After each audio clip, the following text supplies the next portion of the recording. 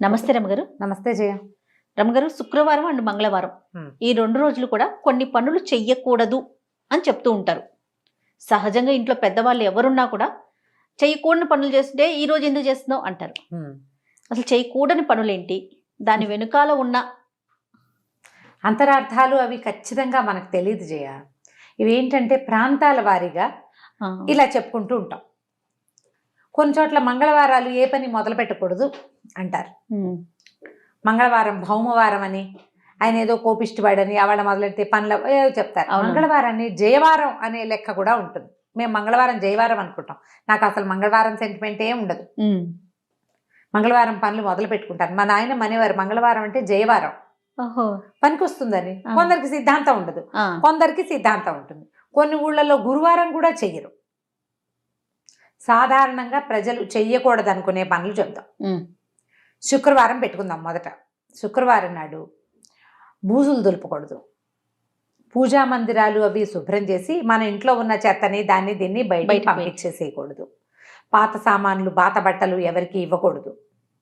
తర్వాత చేతికి గాజులు అవి ఉంటే తీయకూడదు. శుక్రవారం నాడు పసుపు కుంకుమ డబ్బాలు ఖాళీ చేయటం కానీ కింద పడిపోవటం కానీ అవ్వకూడదు. తర్వాత పువ్వులు అవి కూడా పారేయకూడదు. ఇప్పుడు మన గుమ్మాలకి పువ్వులు కట్టాం, గురువారం ఏదో పండగ, శుక్రవారం నాడు తీయకూడదు. అమ్మవారిని ఏదైనా బుధ గురువారాల్లో వినాయకుడిని కానీ అమ్మవారిని కానీ ఏదైనా పూజ చేసుకున్నాము, శుక్రవారం నాడు ఆ పీఠాన్ని కదపకూడదు. తర్వాత ఏమో ఆడపిల్లలు మన ఇంట్లో ఉన్న పిల్లల్ని పుట్టింటి నుంచి అత్తారింటికి పంపకూడదు. శుక్రవారం నాడు పంపకూడదు. ఇది సాధారణంగా చెప్పే విషయం ఏంటంటే లక్ష్మీదేవి శుక్రవారాన్ని ఆశ్రయించుకుని ఉంటుంది. శుక్రవారం లక్ష్మీప్రదమైన రోజు, అందుకని ఆ రోజు తలంటి కూడా పోసుకోకూడదు అంటారు. శుక్రవారం తలస్నానం చేయరు చాలామంది. మనకు మామూలుగా తలస్నానం అంటే బుధ శనివారాలే నియమం. శుక్రవారం నాడు పొద్దున్నే నెత్తికి నూనె రాసుకుని ఆ నూనె వదిలించుకోవటము చేస్తే లక్ష్మీదేవి వదిలి వెళ్ళిపోతుందని భావిస్తారు. లక్ష్మీదేవికి శిరోభారం వస్తుందట. మొన్న ఎవరో చెప్పారు గురువారం నాడు కూడా వాళ్ళ ప్రాంతంలో గురువారం తలస్నానం చేస్తే లక్ష్మీదేవికి తలనొప్పి వస్తుంది. ఇప్పుడు లక్ష్మి అంటే ఒక మాతృస్వరూపం, ఒక అమ్మవారు, ఒక దైవ స్వరూపం. ఆమెకు తలనొప్పి ఎందుకు వస్తుంది నేను తలంటి పోసుకుంటే అనేది అనిపిస్తుంటుంది కదా. ఈ లక్ష్మి అంటే అమ్మవారు స్వరూపంగా భావించకూడదు. లక్ష్మి అంటే అభివృద్ధి, వృద్ధి. దీన్ని పెంచాలే కానీ కడిగేసి తుడిచేసి దులిపేసి చేయకూడదు.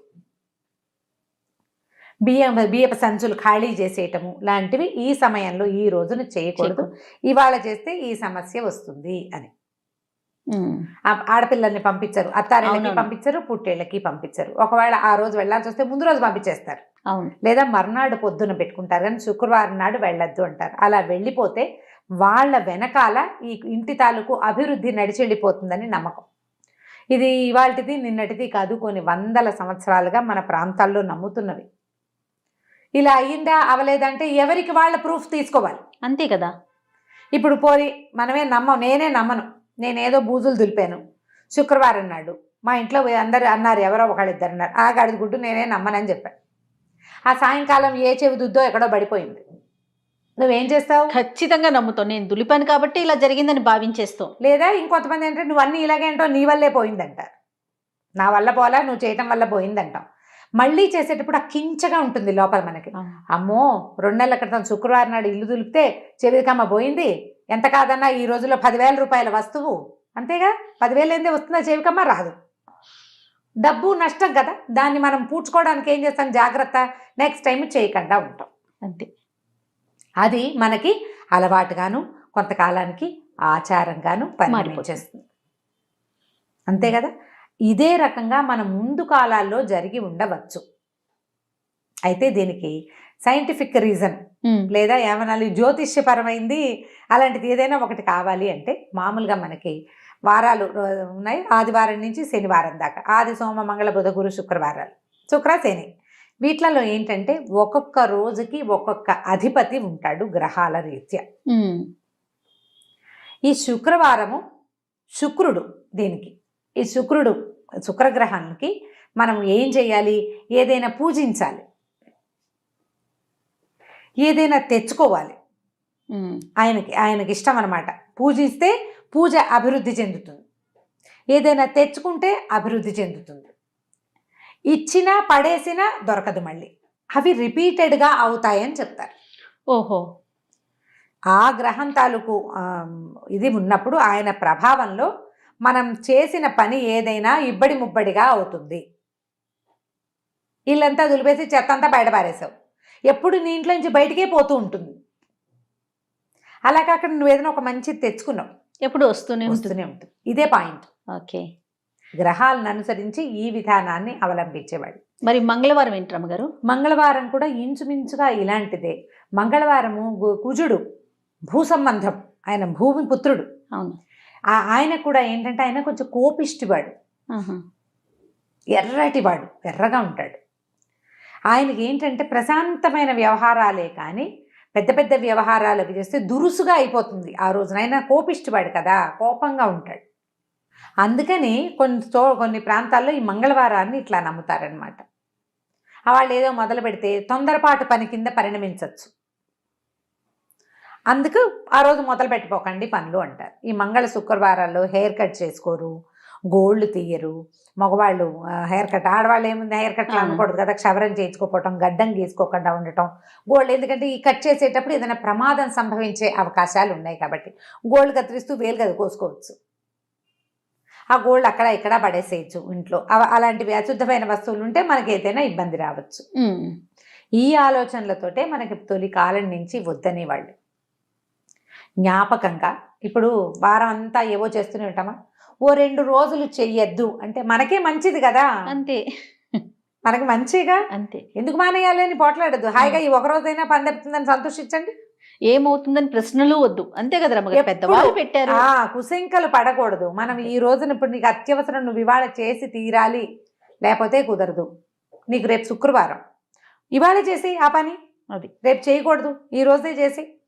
మిగతా రోజులకు అవకాశం ఉంది కదా, మనం కొన్ని చెయ్యొద్దు అన్నప్పుడు దాని వెంబడి పడకుండా ఉంటే మనకు మంచిది.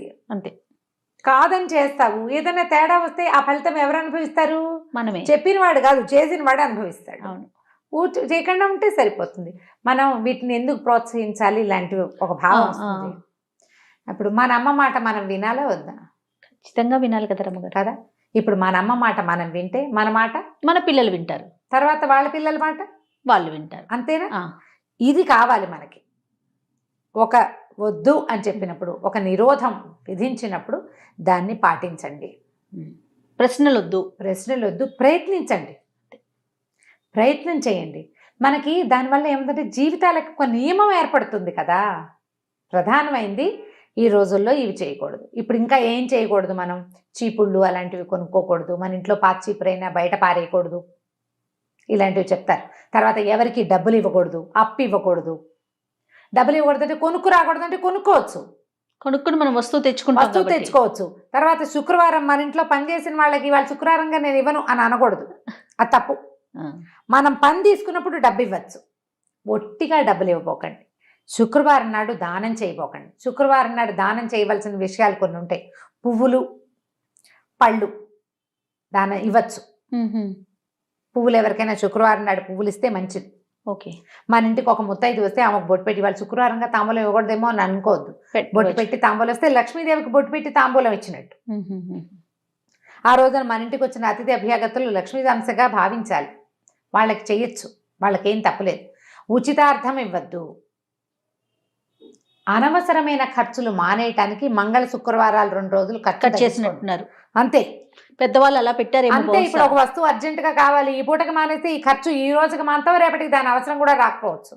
ఆలోచించండి, చాలా సార్లు అట్లా అవుతుంది. అవును రమ్మగారు కదా. అవునవును. ఇది ఆలోచించి చేయండి తప్పకుండా. పైగా హెయిర్ కట్ వద్దంటే మంగళకి ఆ వారంలో ఒక రోజు సెలవు, హాయిగా. మంగళ శుక్రవారాలు చేయకూడదు, ఆ 2 రోజులు అతను రెస్ట్ తీసుకుంటాడు. ఇప్పటికీ మనం అదే చూస్తాం కదా, పార్లర్స్ కానీ అన్ని చోట్ల కూడా మంగళవారం సెలవు తీసుకుంటారు కదా. మంగళవారాలు సెలవు. శుక్రవారం నియమం ఉంటే అది కూడా మంచిదే, వాళ్ళకి సెలవు కావాలి కదా. ఇలా ఆలోచించండి. ఏదైనా ఒక పాత పద్ధతిని బాగా జస్టిఫికేషన్ మనం చెప్పుకోలేకపోతాం, వద్దన్నారు మానేస్తే సరిపోతుంది. వీటిని మూఢనమ్మకాల కింద పరిగణించకూడదు అనిపిస్తుంది నాకైతే కదా రమ్మగారు. మూఢనమ్మకానికి ఏముంది అందులో, చేస్తే చెయ్యి లేకపోతే లేదు. అది నీ పళ్ళు రాస్తే నీకే క్రాష్, ఇవన్నీ మూఢనమ్మకం, ఇలాంటివి వద్దు, అనవసరం. ఇంకా అట్లా వెళ్ళిపోవాలి అంతే మనం. రైట్ రమ్మగారు, థ్యాంక్ యూ. నమస్తే. నమస్తే.